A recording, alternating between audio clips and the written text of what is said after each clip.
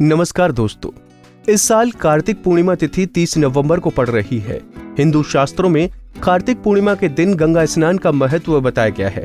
शास्त्रों के अनुसार कार्तिक पूर्णिमा के दिन स्नान और दान पुण्य करने का महत्व है। इस दिन किसी पवित्र नदी और जल कुंड में स्नान और दान पुण्य के कार्य जरूर करना चाहिए। इस बार कार्तिक पूर्णिमा पर चंद्र ग्रहण का साया रहेगा। हालांकि इस ग्रहण में सूतक काल मान्य नहीं होगा। दरअसल ये उपछाया चंद्र ग्रहण होगा जो जितना प्रभावशाली नहीं है। कार्तिक पूर्णिमा, इन चीजों को करने से मिलता है लाभ। कार्तिक मास की पूर्णिमा के दिन सुबह ब्रह्म मुहूर्त में उठकर पवित्र नदी या जलकुंड में स्नान करना चाहिए और फिर जल में चावल और लाल फूल मिलाकर सूर्य भगवान को अर्पित करना चाहिए।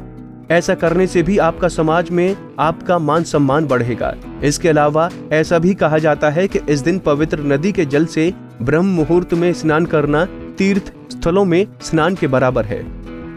वैसे तो कार्तिक मास में तुलसी पूजा का विशेष महत्व माना जाता है। शास्त्रों में भी इस बात का वर्णन है कि जो भी व्यक्ति कार्तिक मास में तुलसी की पूजा करता है उसे बहुत ही शुभ फल मिलते हैं। जिन लोगों के वैवाहिक जीवन में परेशानियां चल रही होती हैं, उनके लिए भी तुलसी पूजन बहुत लाभकारी माना गया है। तो अगर आप पूरे कार्तिक माह में दिया न जला सके हों तो कार्तिक मास की पूर्णिमा की शाम को अगर आप तुलसी के पौधे के पास दीपक जलाकर तुलसी माता का स्मरण करते हुए परिक्रमा कर लेते हैं तो आपको उसका शुभ फल मिल सकता है। इस उपाय को करने से आपको भगवान विष्णु जी का आशीर्वाद प्राप्त होता है। साथ ही आपकी आर्थिक समस्या भी दूर हो जाती है। बताते चलें कि कार्तिक पूर्णिमा के दिन व्रत भी जरूर रखना चाहिए। कहा जाता है कि इस दिन व्रत रखने से 1000 अश्वमेघ और 100 राजसूय यज्ञ का फल प्राप्त होता है। इस दिन गौ, अश्व और घी आदि के दान से संपत्ति में बढ़ोतरी होती है। कार्तिक मास की पूर्णिमा के दिन घर में सत्यनारायण की कथा करवानी व सुननी चाहिए। इस दिन भगवान को खीर और हलवे का भोग लगाना चाहिए।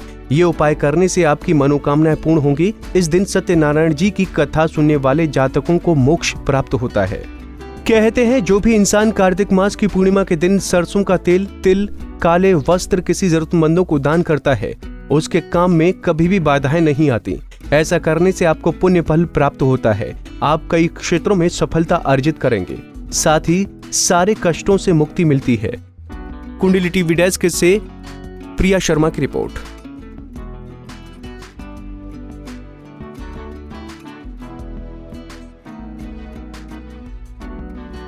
इसी तरह की और भी जानकारी लेने के लिए हमारे चैनल को सब्सक्राइब करें और नई वीडियो की नोटिफिकेशन के लिए बेल आइकॉन दबाएं। अगर आप ये वीडियो फेसबुक पर देख रहे हैं तो वीडियो को लाइक और शेयर करें।